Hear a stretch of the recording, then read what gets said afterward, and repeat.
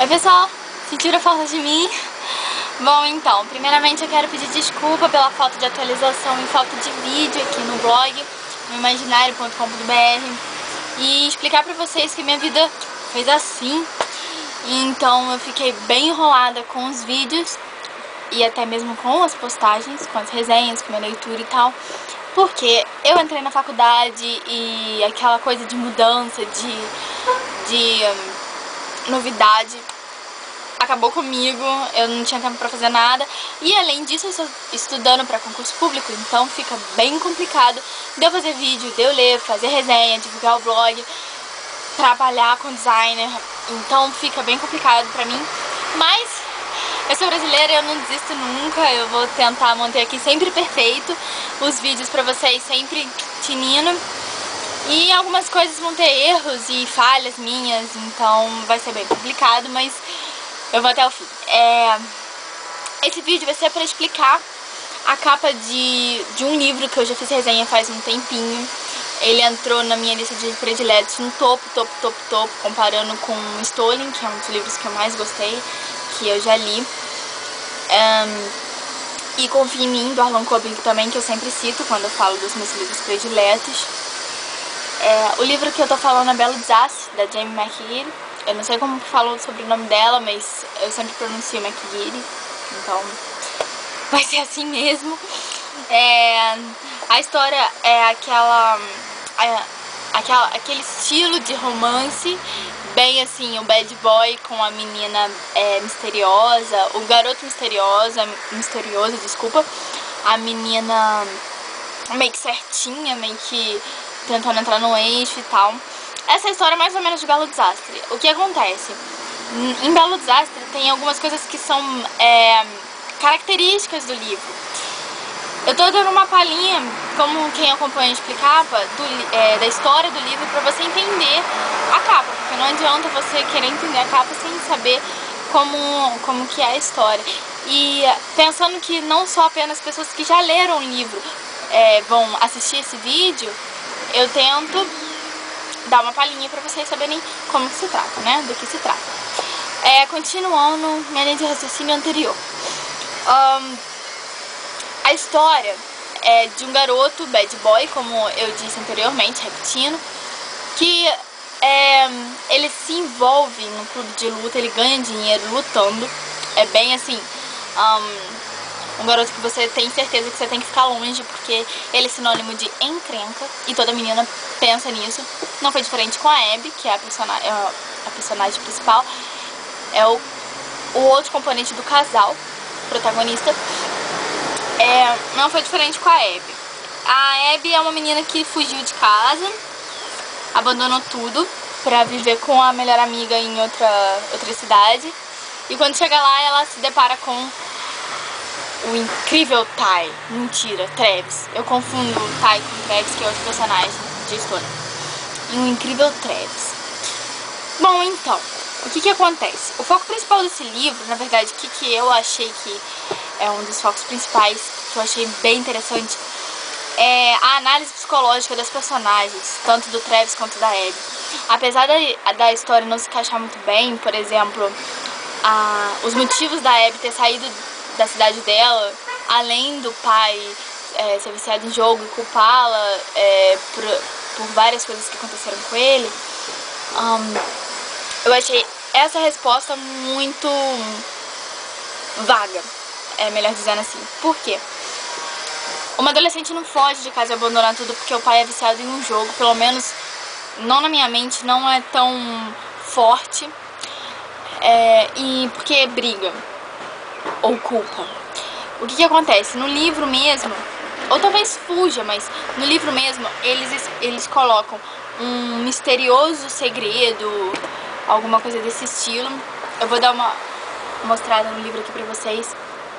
Eles falam sobre o misterioso segredo da Abby, então o leitor cria aquela coisa, nossa, deve ser uma coisa muito escandalosa, uma coisa que é difícil de pensar. E acabei que fui nessa linha também, fui acreditando que tinha uma coisa por trás da Abby que a gente descobriria, ficaria boquiaberto Mas não foi isso, foi uma explicação que eu pensei que ia ser contrariada no final e não foi contrariada. O que acontece? A Abby saiu desse jogo todo errado, dessa vida toda errada, e foi morar na cidade, em outra cidade, com a melhor amiga. Aí ela conheceu o Travis. O Travis seria o passado dela, seria semelhante ao passado dela, porque ele é o garoto errado, ele é o garoto que luta pra conseguir dinheiro e tudo mais, faz tudo errado. Mas ela acaba se atraindo por ele, certo? E eu enrolei muito, mas vamos lá. O que acontece? O Travis e a Abby, eles estão presos numa cápsula, entre aspas, porque eles não se deixam envolver. O Travis por achar ela amiga, melhor amiga, e a Abby por ela não querer relacionar ou viver novamente o passado. Ela tem traumas e variadas coisas que impossibilita esse relacionamento de ir pra frente. Então o que acontece? A Abby e o Travis criam essa barreira de não se relacionarem como amigos, mas não firmarem um relacionamento amoroso. A todo momento, pelo menos até nas primeiras 200 ou 300 páginas do livro, eles se privam de muita coisa. Eles dormem juntos como se fossem duas amigas, eles jogam futebol, entre aspas, porque não tem nenhuma cena dessa, como se fossem dois amigos. Eles assistem filmes juntos, como se fossem apenas amigos. E mesmo eles tendo uma atração pelo outro, eles se privam, eles não deixam se relacionar. O que acontece? Essa felicidade a felicidade deles, na verdade, está relacionada com o namoro deles, com o relacionamento deles. Por eles se privarem de namorar com o outro, de se apaixonar pelo outro, eles não conseguem ser livres e voar e aproveitar a vida e ver outros horizontes. Eles ficam presos num pote, se privando de voar e de ver como que a vida é bela, de ser livre, de viver. E é isso que a capa de Belo Desastre mostra.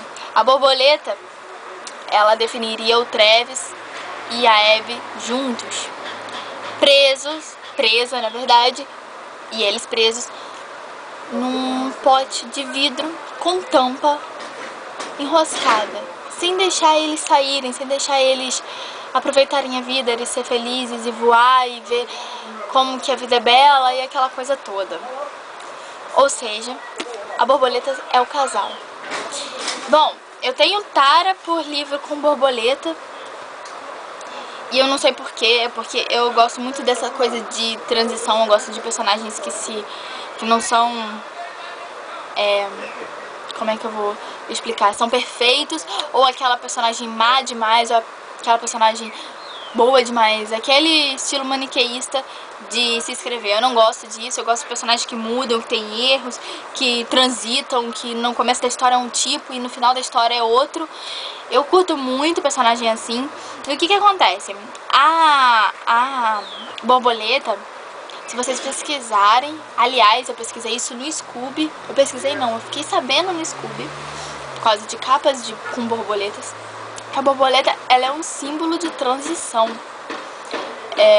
Eu não me lembro agora se eu li isso no Scooby ou num site, mas eu sei que eu estava procurando material pra entender as capas, até mesmo pra fazer o quadro pra vocês.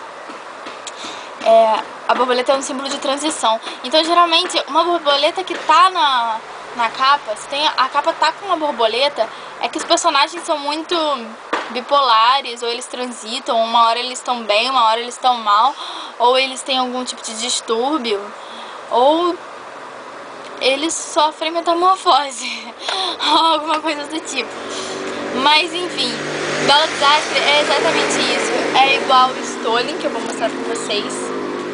Ó, Stolen é a mesma coisa. A personagem daqui, que é o Ty, tem distúrbio.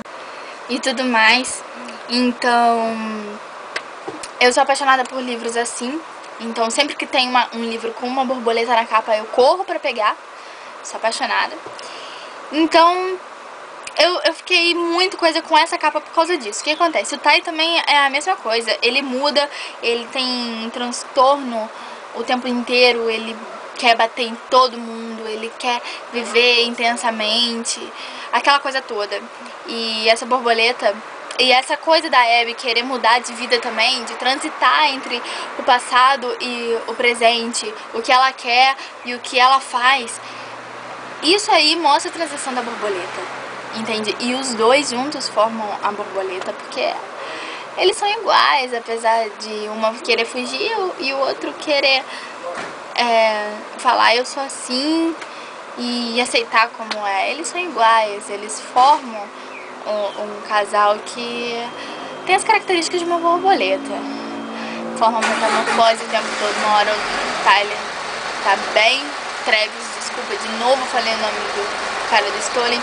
Uma hora ele tá bem, outra hora ele tá ciumento, outra hora ele ama a Abby, outra hora ele trai ela. É assim. Bom, gente, eu espero que vocês tenham entendido e gostado do quadro. Eu faço muitas pesquisas pra criar esse quadro pra vocês, apesar de não estar com uma edição muito legal, mas eu espero que vocês tenham gostado bastante. Tá? Um beijo pra vocês. Tchauzinho.